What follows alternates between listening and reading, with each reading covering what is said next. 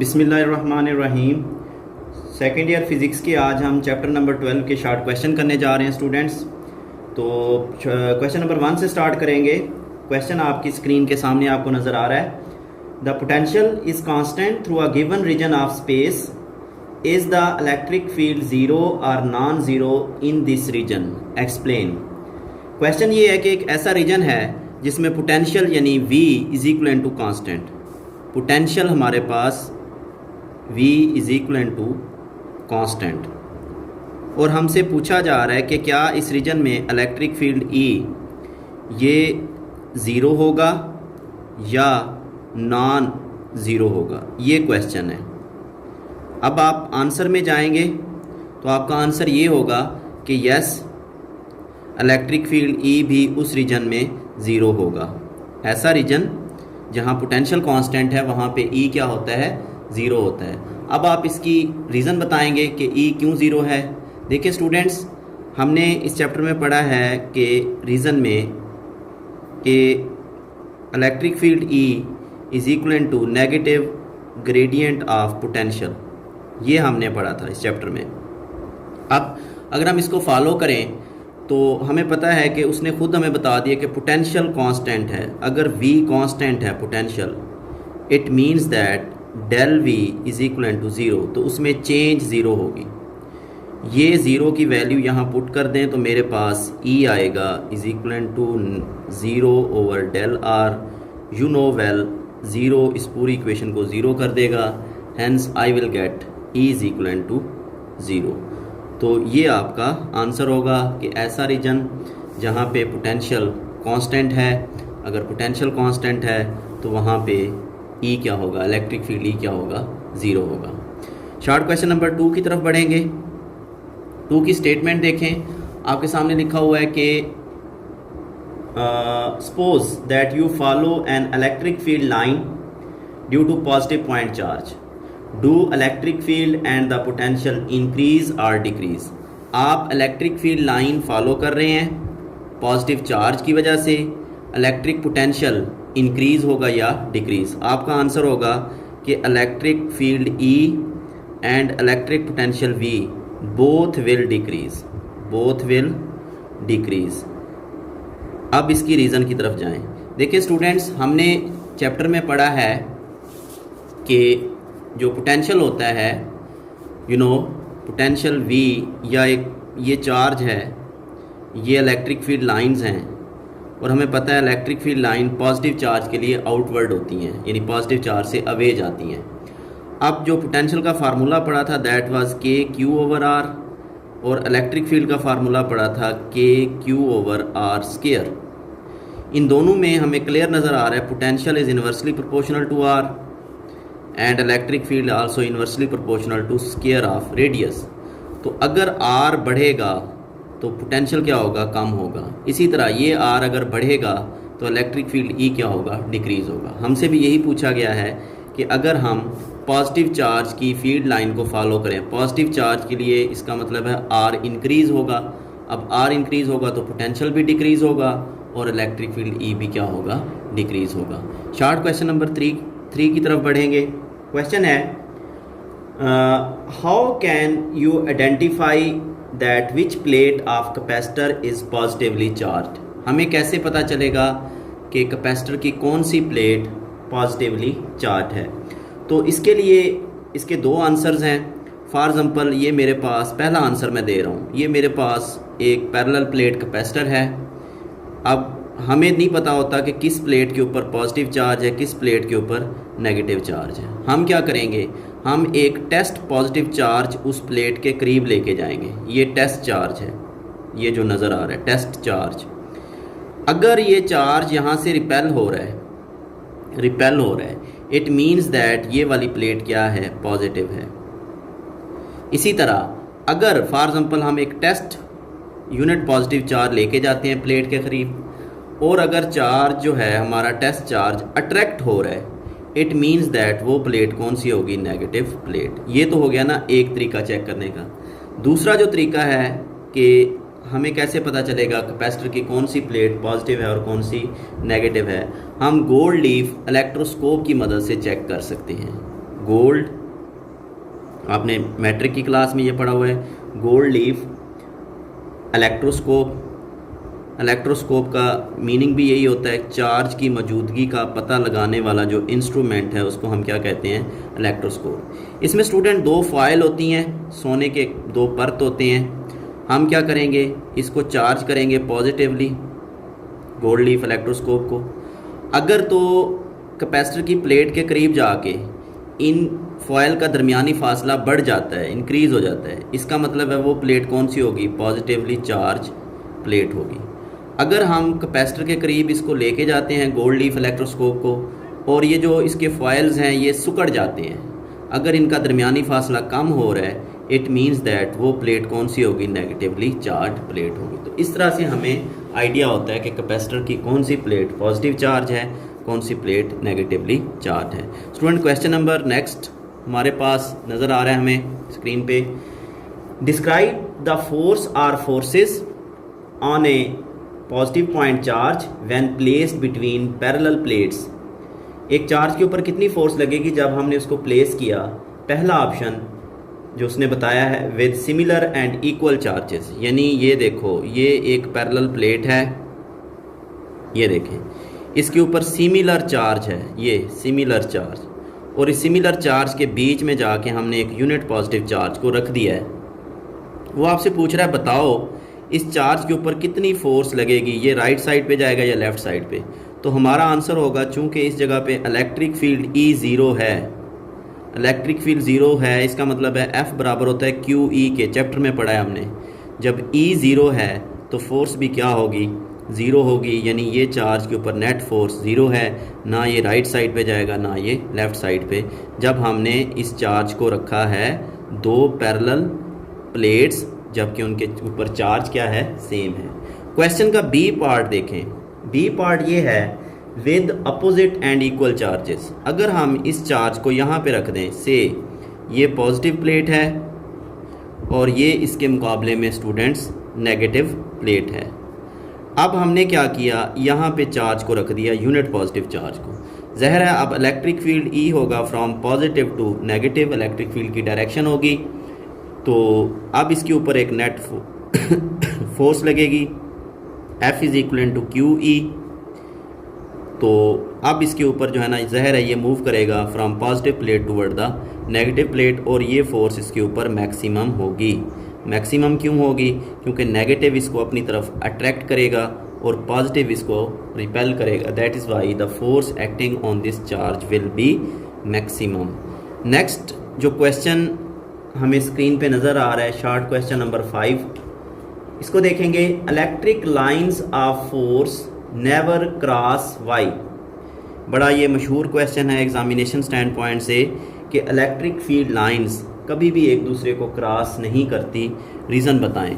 हमारा आंसर होगा कि ये इसलिए क्रॉस नहीं करती क्योंकि electric field E has only one direction, इसकी सिर्फ एक डायरेक्शन है। कहाँ से कहाँ, from positive plate to negative, ये इलेक्ट्रिक फील्ड की डायरेक्शन होती है पॉजिटिव चार्ज से नेगेटिव चार्ज। अब अगर मेरे पास यहाँ पे स्टूडेंट्स एक पॉजिटिव चार्ज है से, और यहाँ पे मेरे पास ये एक नेगेटिव चार्ज है, तो इलेक्ट्रिक फील्ड लाइंस स्टार्ट होती हैं फ्रॉम पॉजिटिव टू नेगेटिव, ये इस तरह से पॉजिटिव टू नेगेटिव, ये इस तरह से, ये एक ही डायरेक्शन है। फॉर एग्ज़ाम्पल अगर यहाँ पे एक लाइन इसको क्रॉस कर रही है, से ये यहाँ पे इस जगह पे क्रॉस कर रही है, तो आप देखें यहाँ पे इलेक्ट्रिक फील्ड की दो डायरेक्शंस हैं, वो यहाँ से ये भी डायरेक्शन है और ये भी डायरेक्शन है, जो कि फ़िज़िकली क्या है, इम्पॉसिबल। यानी अगर इलेक्ट्रिक फील्ड लाइंस एक दूसरे को क्रॉस करेंगी तो इलेक्ट्रिक फील्ड की एक से ज़्यादा डायरेक्शंस हैं, जो कि इम्पॉसिबल है, नामुमकिन है।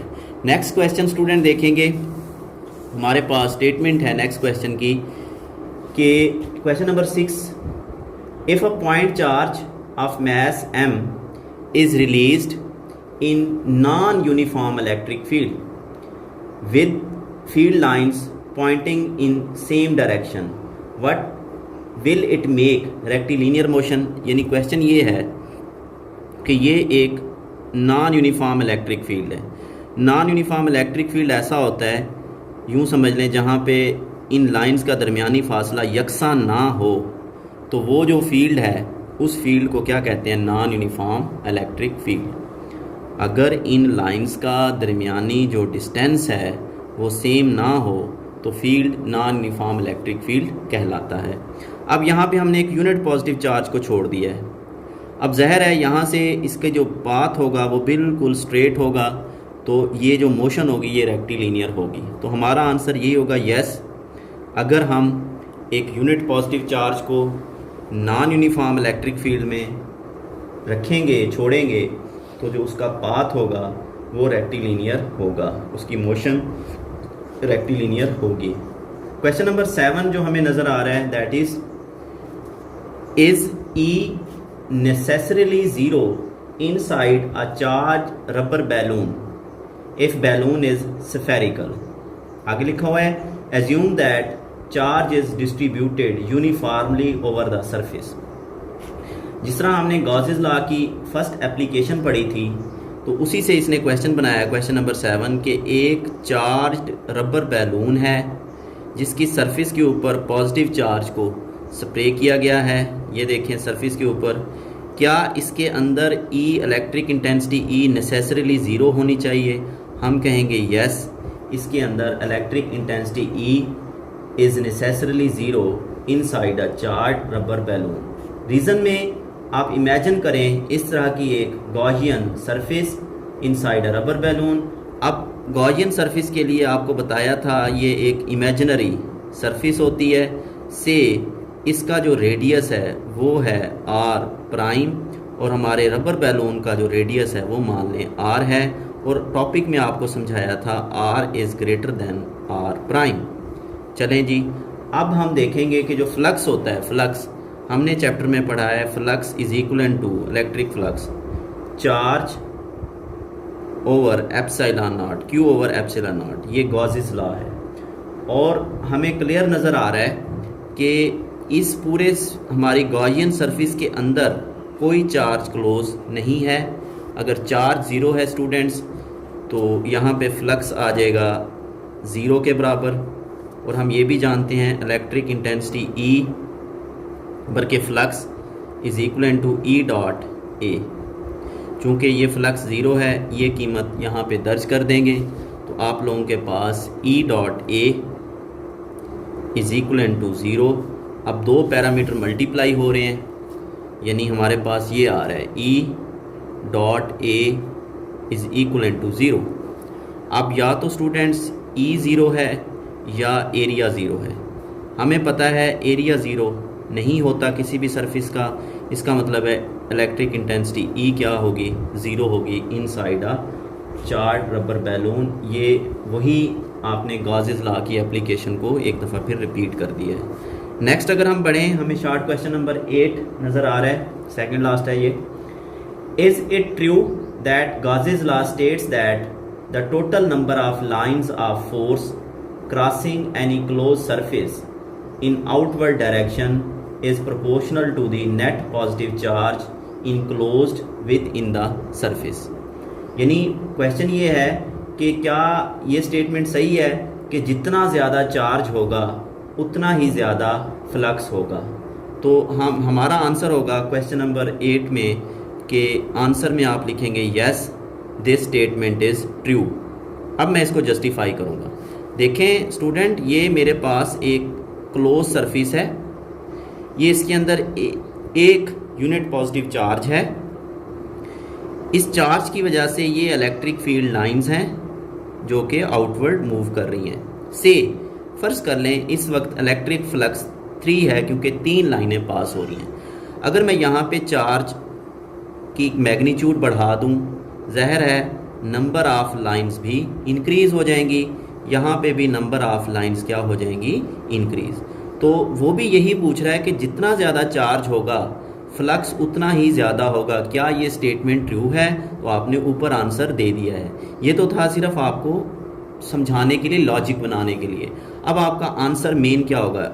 Yes statement true. रीज़न आपने ये लिखनी है, आपने कहना है according to Gauss's law electric flux phi is equal to 1/ε0 times the total charge enclose by the surface.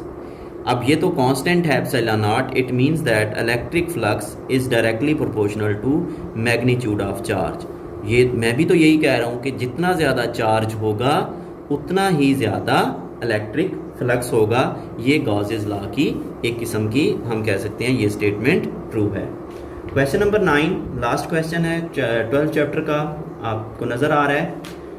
Do electron tend to go to a region of high potential और of low potential. ये जो electrons होते हैं ये high potential की तरफ move करते हैं या लो पोटेंशियल की तरफ मूव करते हैं, ये आपने आंसर देना है। ये पास्ट बोर्ड पेपर में लगा हुआ क्वेश्चन है। स्टूडेंट आप यूँ समझें कि अगर ये मेरे पास दो पैरेलल प्लेट्स हैं, फॉर एग्ज़ाम्पल ये मेरे पास पॉजिटिव प्लेट है, ये मेरे पास नेगेटिव प्लेट है। और एक चीज़ याद रखना, पॉजिटिव को हम अमूमन हाई पोटेंशियल का नाम देते हैं और नेगेटिव को हम अमूमन लो पोटेंशियल का नाम देते हैं। अब एक इलेक्ट्रॉन को मैंने यहाँ पे छोड़ दिया है, ये लो की तरफ आएगा या हाई की तरफ जाएगा, आप ये गौर करें। हमें पता है इलेक्ट्रॉन मूव करेगा टूवर्ड द हाई पोटेंशियल, क्योंकि नेगेटिव है ये पॉजिटिव इसको अट्रैक्ट करेगा। तो आपका आंसर होगा electron will move from A low potential toward the high potential.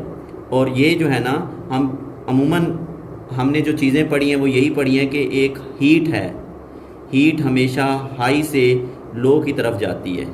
इस तरह पानी है, वाटर, ये हमेशा हाई पोटेंशियल से किधर जाता है, लो पोटेंशियल की तरफ। मगर जो इलेक्ट्रॉन्स की मूवमेंट है ये इसके अपोजिट है, electron move from low potential to high potential. तो आपने अब लिखना है electron tend to go to a region of high potential.